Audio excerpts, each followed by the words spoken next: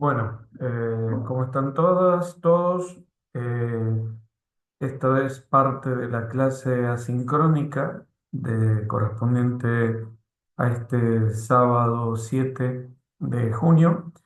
La idea es presentar el texto de Antelo y Vialiot que aborda el tema de la formación docente porque es parte de una unidad transversal, en realidad.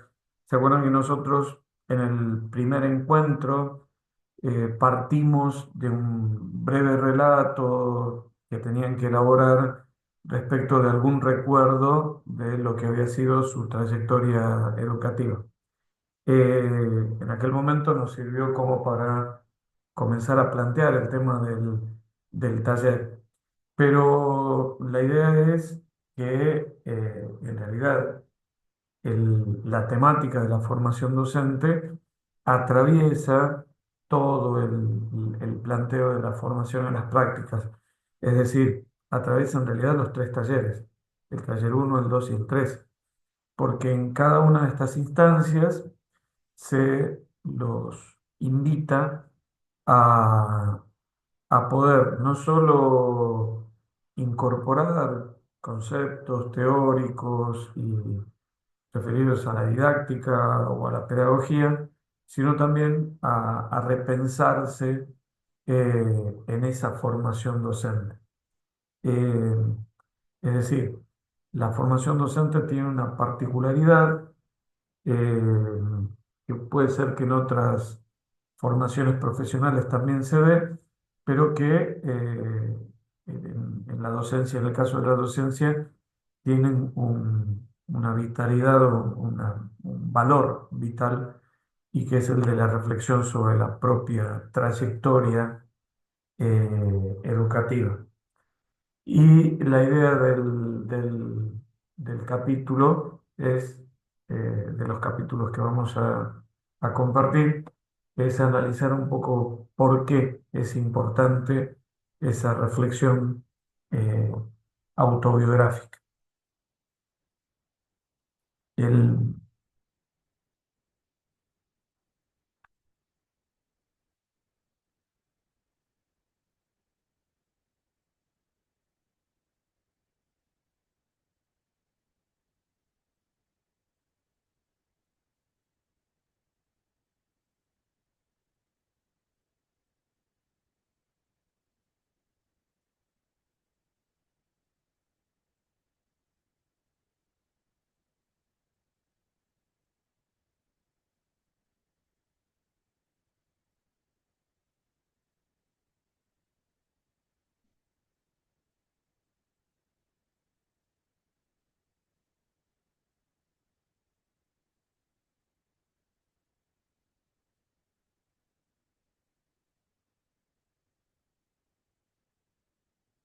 Bien, ¿a qué apuntan estos capítulos y el libro de Antelo?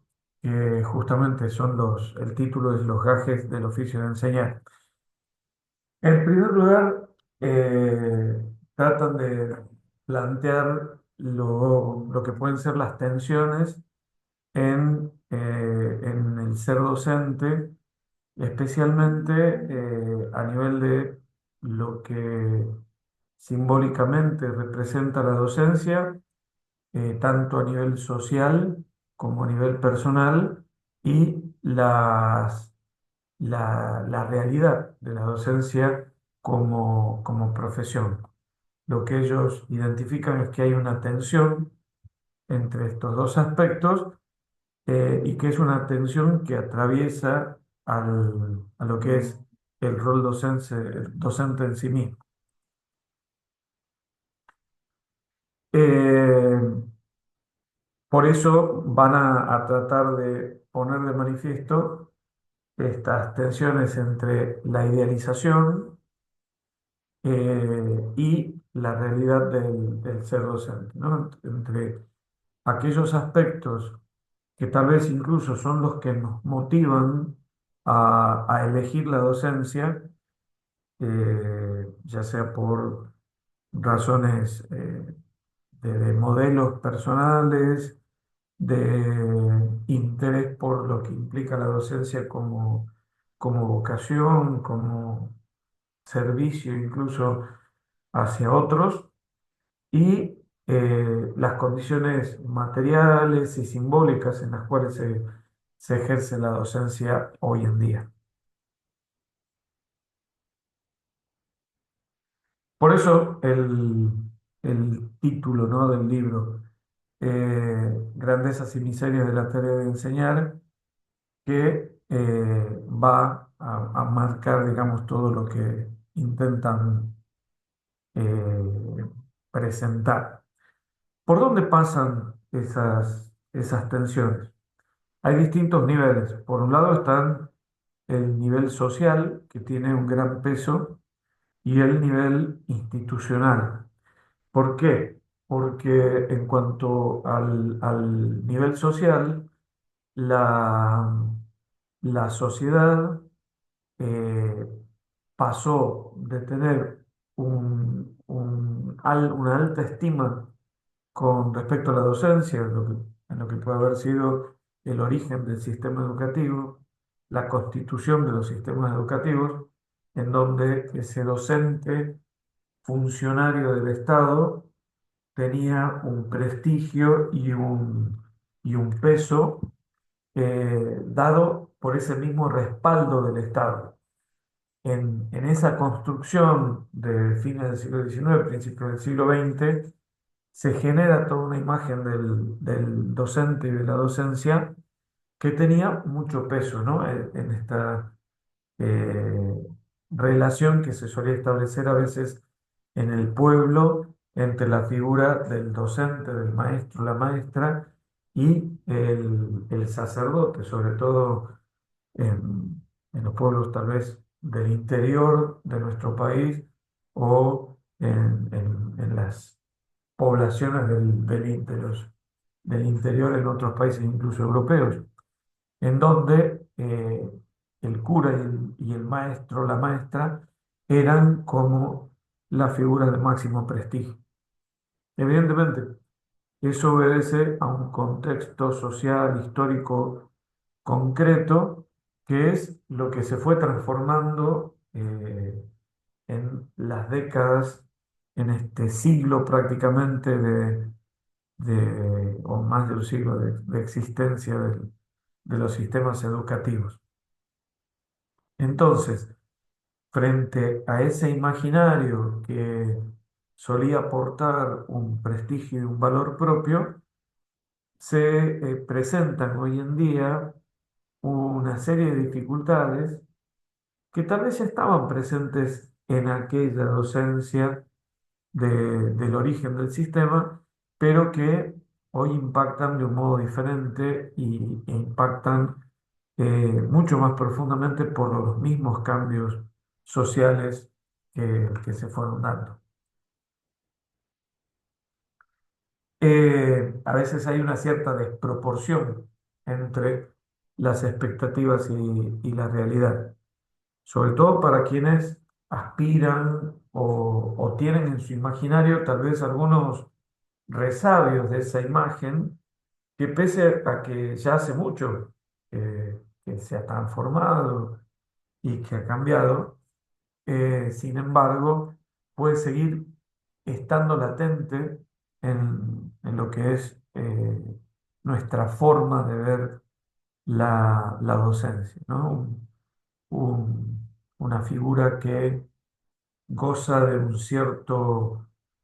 cierta valoración y prestigio, que también implica la posibilidad de un reconocimiento a nivel personal, ¿no? O sea, también pone en juego imágenes más allá de lo social que tienen que ver con deseos propios a nivel subjetivo de protagonismo, de reconocimiento, de valoración.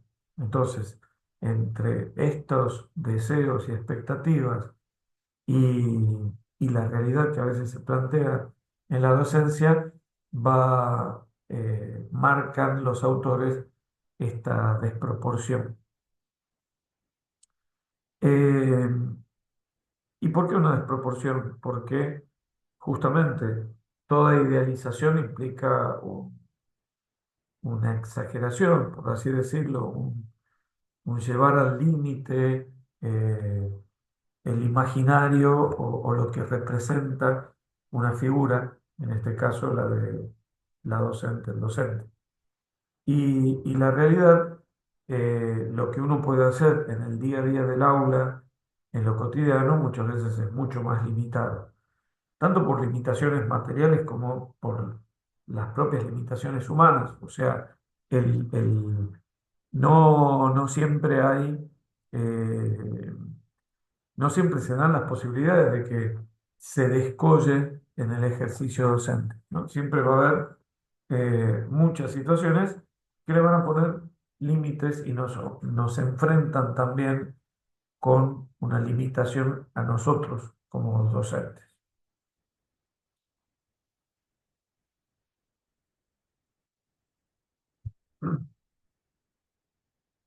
A pesar de todos estos cambios que marcaba con respecto a lo social, al momento histórico en el que vivimos, sigue, y tal vez contra una cierta tensión y contradicción, en contradicción, sigue existiendo una gran demanda hacia la educación. Es decir, por un lado, se ha desvalorizado a la escuela, a la educación formal, por distintos motivos. Pongo algunos rasgos de la época como para que darle más entidad a lo que estamos tratando de describir. Aspectos como las nuevas tecnologías, la inteligencia artificial, ponen en entredicho, de cierta forma, la figura del docente y de la escuela, porque pareciera que ese lugar que ocupaba la escuela y el docente en la transmisión de cultura, ahora puede ser reemplazado por las tecnologías. Quien concibe la educación como una construcción colectiva y al aprendizaje como una tarea que va más allá de lo memorístico o del trabajo con información, entiende que esas especies de utopías tecnológicas en donde hay una computadora o un robot en lugar del docente, tienen sus límites porque hay un algo de ese encuentro personal, de ese encuentro entre personas, del intercambio entre personas, que no podría ser reemplazado por una máquina. Pero en la situación actual conviven esta serie de discursos, ¿no? De cierta desvalorización de la escuela por los motivos que sean por las tecnologías o por la cultura que también ha ido dejando de lado lo que puede ser el lugar del saber y del conocimiento, ¿no? Como el tema de los influencers, la aparente importancia que tienen.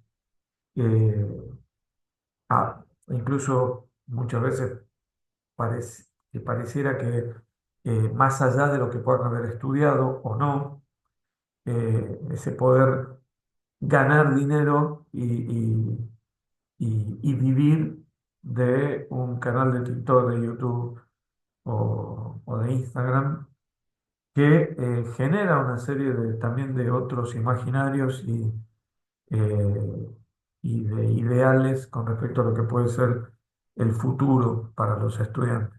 Entonces, en esa multiplicidad de discursos, la escuela se desdibuja en cierta manera, tal vez no para todos, no para todos del mismo modo, pero está en este nuevo marco que implican todos estos cambios. Y decía que es contradictorio porque al mismo tiempo que se da toda esta situación, sin embargo, muchas veces se sigue apelando a buscar la solución en la educación, ¿no? Los problemas de los países y del mundo suelen a veces reducirse porque hay una cierta simplificación al hecho de la clave es la educación, ¿no? Si uno tiene un buen sistema educativo, si sostiene una buena educación, se van a solucionar todos los problemas. Y no es tan así porque muchos de los problemas sociales, culturales que existen hoy en día exceden a las posibilidades de la escuela y del docente. Por eso esta cuestión de la sobrecarga de la responsabilidad.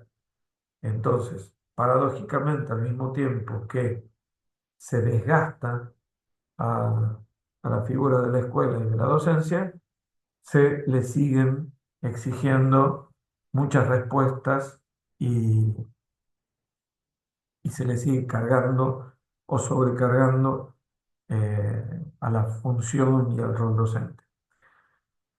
Evidentemente, estas tensiones llevan a que muchas veces se genere un monto de frustración entre estos dos discursos, ¿no? Y, y ahí el docente va buscando como la propia solución.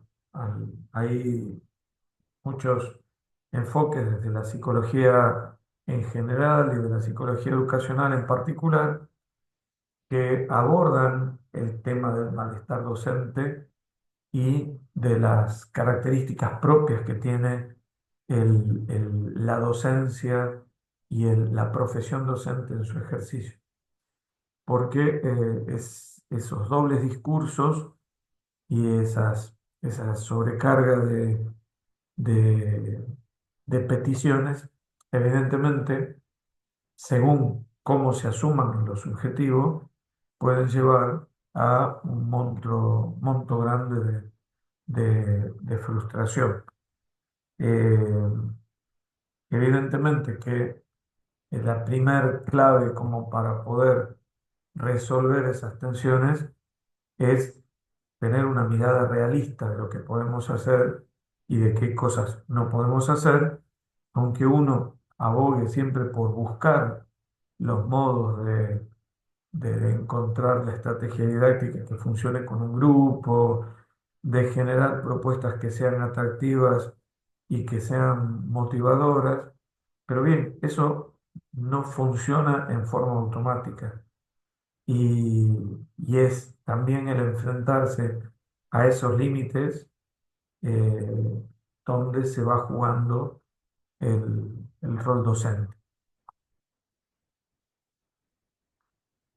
Eh, a veces esa tensión también en la docencia se genera ante la falta de respaldo institucional, porque también parte de ese legado histórico está la cuestión de la autonomía del docente respecto a su grupo y a su propuesta educativa. Entonces, esto que siempre estuvo como apoyado en la cuestión de la autonomía del docente para la elaboración de sus propuestas, implica también un correlato de cierto aislamiento.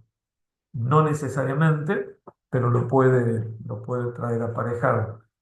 Eh, Porque esa autonomía y ese cierro las puertas del aula y acá es mi territorio, tienen como esa doble cara.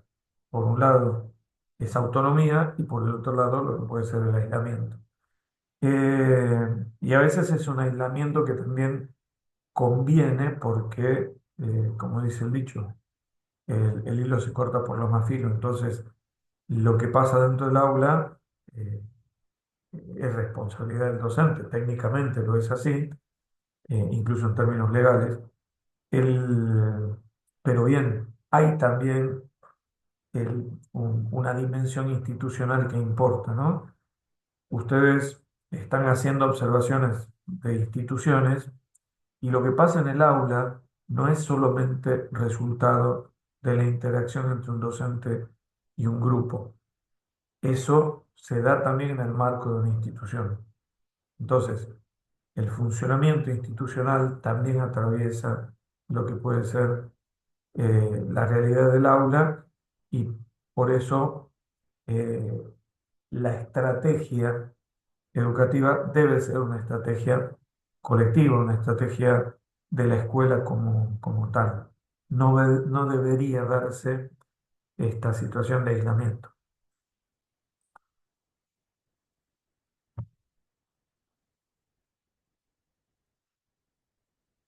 En este segundo capítulo, que es el 3, los maestros a través del espejo va a apuntar a la cuestión de la importancia de la biografía escolar o educativa para la formación docente. ¿Por qué? Porque la identidad profesional docente se construye no solo en las prácticas, sino también y con mucho más fuerza y peso a partir de nuestra propia experiencia docente. Eh, Se suele marcar a veces, y no me acuerdo si no se los había mencionado en algún otro encuentro, que el impacto a veces del profesorado en la formación eh, es acotado frente a lo que pueden ser el- el- la pregnancia, lo que uno ya tiene incorporado de la propia experiencia de los docentes eh, que lo formaron, con los docentes con los que compartió o de la institución en la que estudió, ¿no? Porque a veces tal vez no es la figura de un docente en particular, sino del equipo docente o del estilo educativo de una determinada escuela que nos marcó y eso es lo que después tiende a actualizarse en nuestra propia identidad. Por eso, todas las experiencias escolares previas tienen importancia y, y nos van a marcar. Eh, a veces son experiencias no necesariamente ligadas, como digo, a un docente en particular,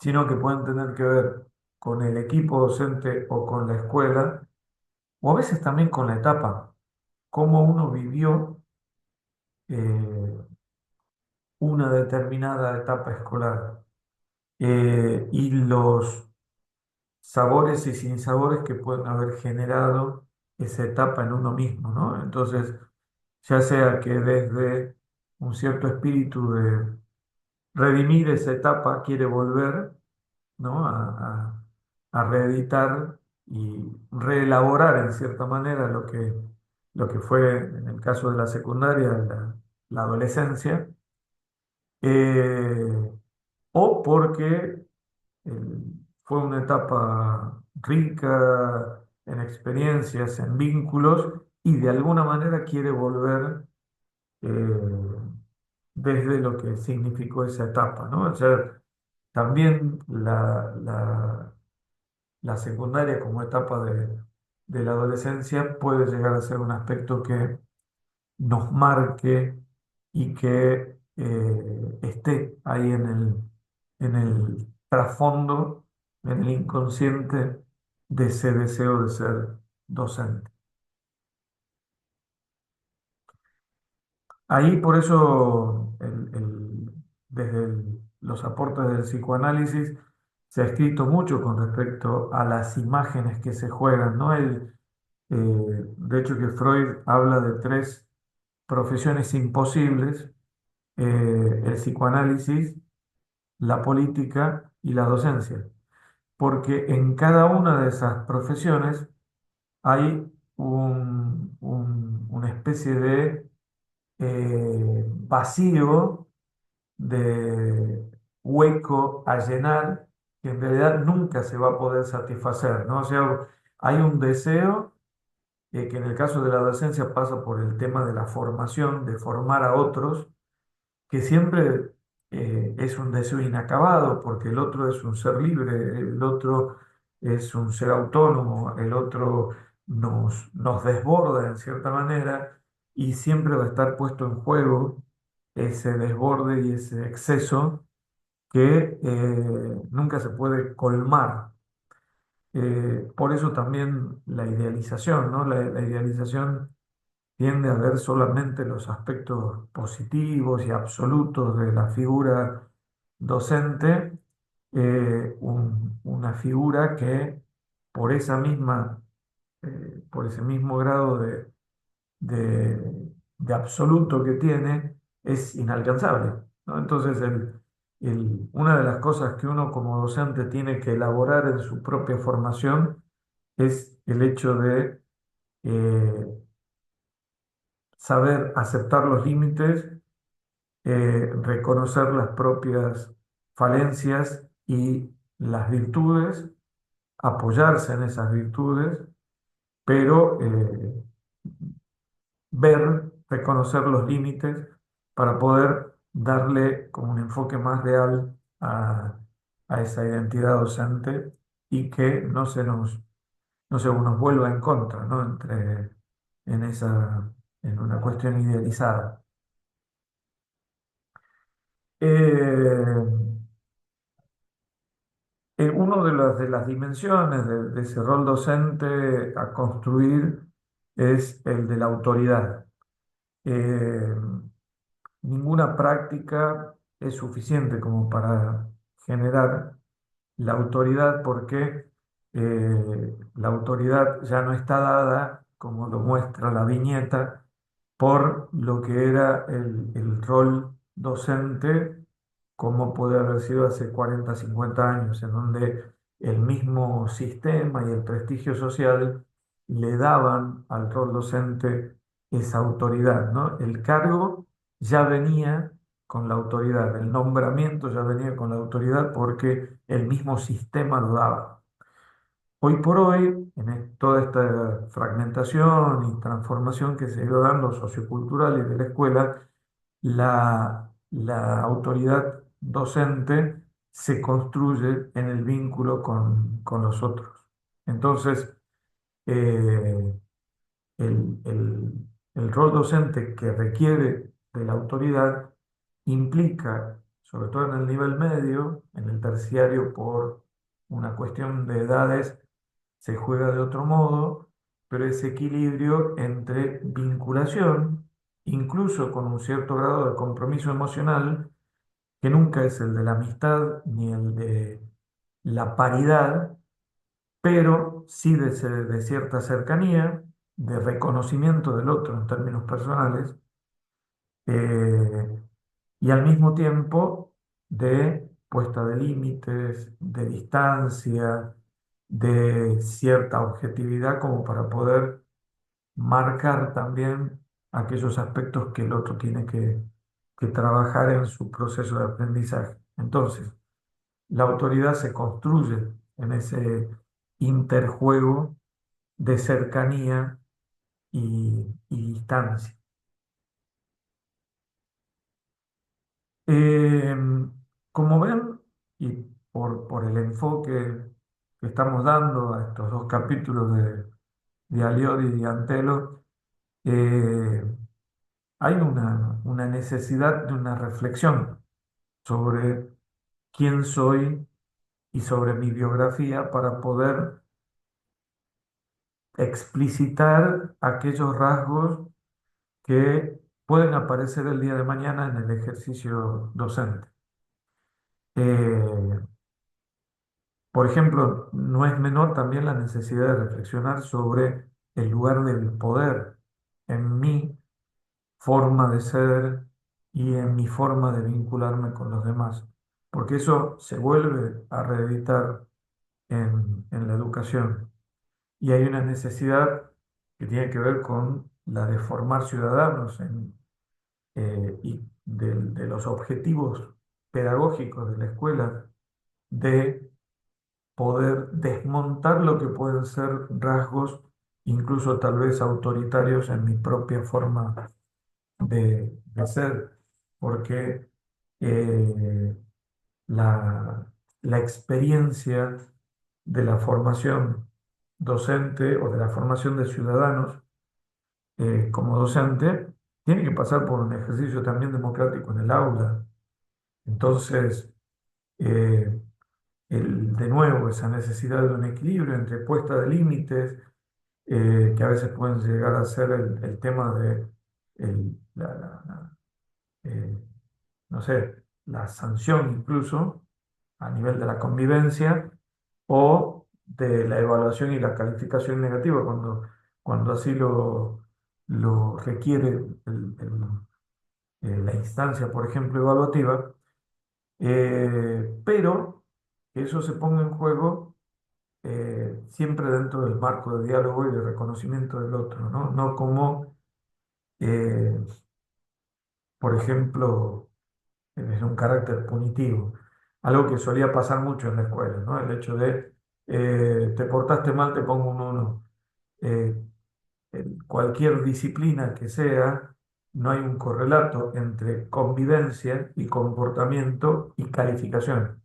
El usar la calificación como una sanción es hacer una mezcla de cuestiones que son diferentes y que corren por carriles distintos.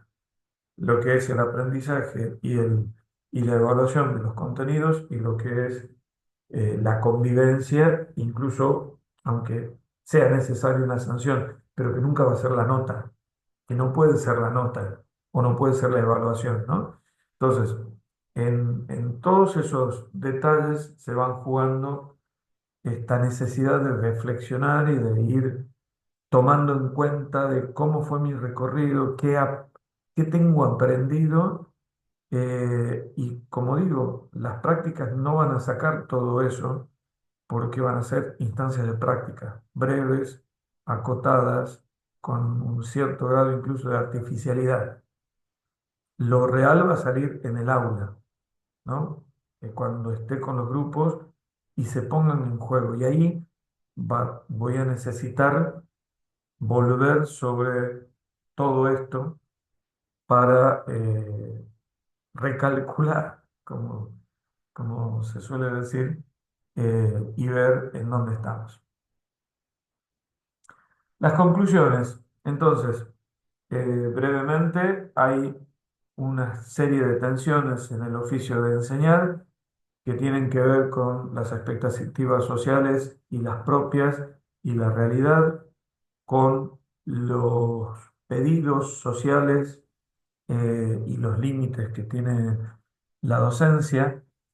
Esto implica la importancia de la dimensión emocional y de reconocer las emociones que nos atraviesan y poderlas también trabajar, porque más allá de lo que puedan ser los exabruptos que podría tener un docente, eh, eh, hay límites sociales, límites que tienen que ver también con lo ético, que requieren de que haya también un trabajo sobre nuestras emociones, ¿no?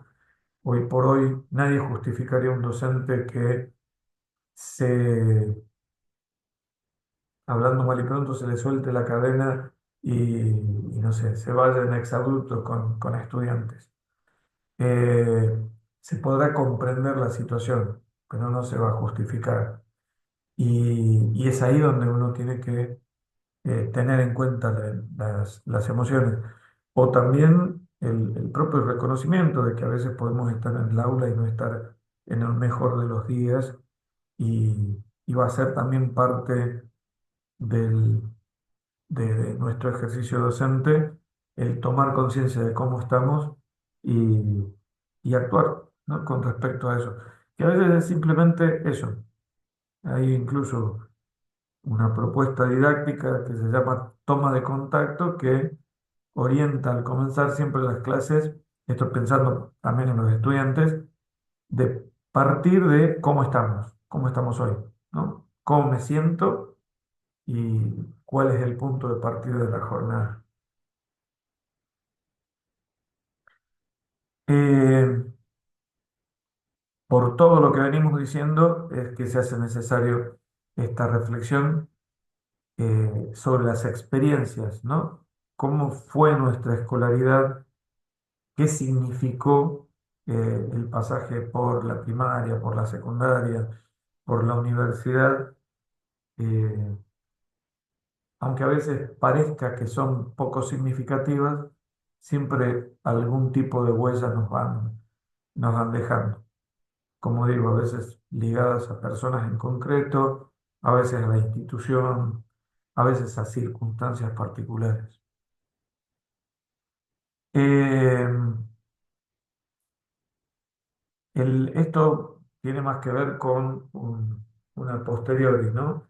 Como les decía, la formación docente no se va a acabar en el ciclo, ni en los 3 talleres que tienen planteados, se va a continuar en el aula, y de ahí el que desde hace un tiempo se haya propuesto la necesidad de talleres docentes en donde se pueda reelaborar la experiencia del aula, ¿no? Que hasta ahora hay algunas propuestas de trabajo sobre las prácticas en donde hay docentes que se encuentran y comparten el día a día del aula, tratando de ir como encontrando claves para la mejora de esas prácticas. Hay un profesor de la Facultad de Filosofía y Letras que se llama Daniel Suárez, que tomó mucho esta cuestión de la autobiografía en la docencia, y, y trabaja esto de las autobiografías docentes y la importancia que pueden tener para la formación permanente.